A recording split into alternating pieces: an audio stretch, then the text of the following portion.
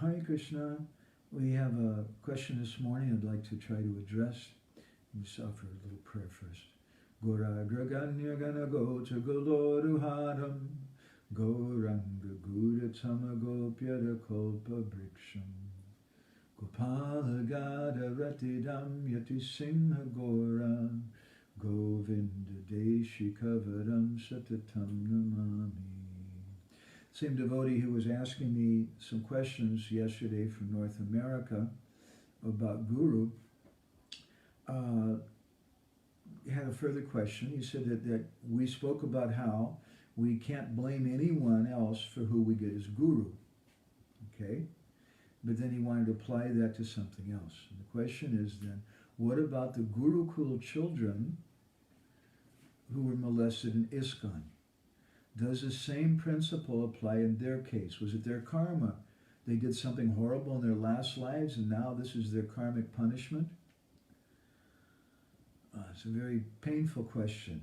In one sense, I have to say I think it's nonsense. It's a nonsense question, and we'd like to explain that. First of all, why did someone even ask such a question?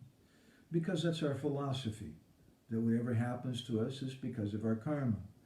And moreover, the Bhagavatam instructs us in a very important verse, spoken by Lord Brahma, Tate no kampam susamikshmano bunjana evat rikitam vipakam rigvad babubir vidadanamaste javeta yo mukti padesa dayabak, that whatever happens to me I should accept as a result of my karmic activities. Okay, so from that perspective, or from a perspective of, we could say, Krishna consciousness light, a shallow understanding of our philosophy, then we would say, yes, it's the fault of the Gurukul children. But I have some serious problems with that conclusion.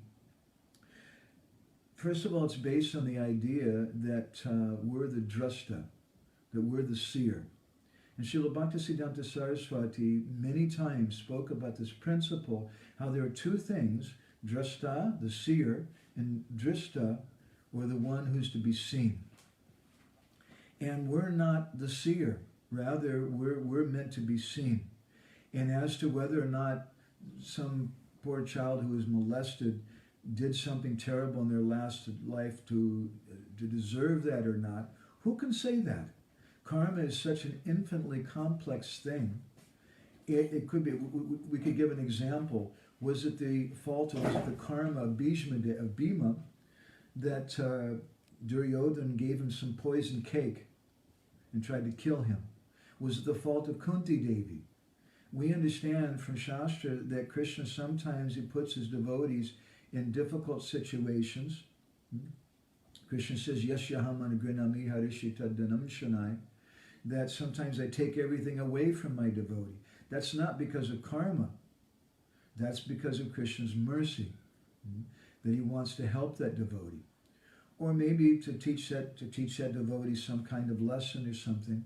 But it's not our perspective to try to put blame on it. If you use the same kind of logic, you could say that these cows in the slaughterhouses, they were all people eating hamburgers and meat in their previous lives, and this is their karma to be killed.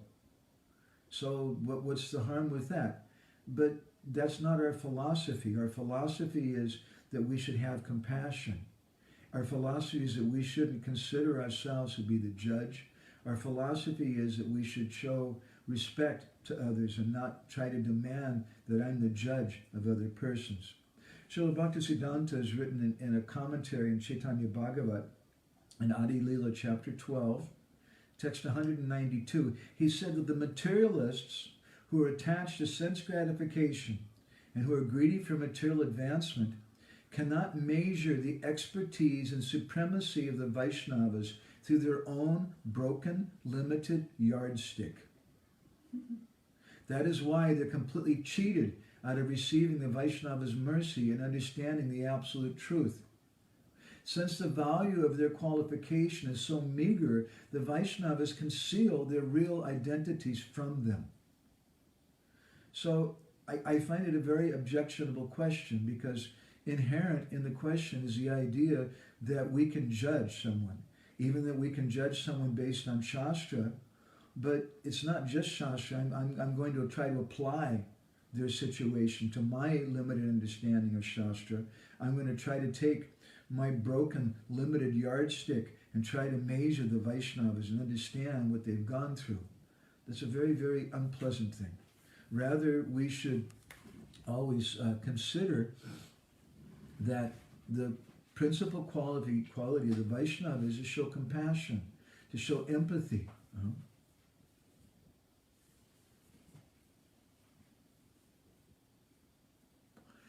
So I hope that helps a little bit in that question. We'll try to answer some more later on. Thank you very much. Hare Krishna.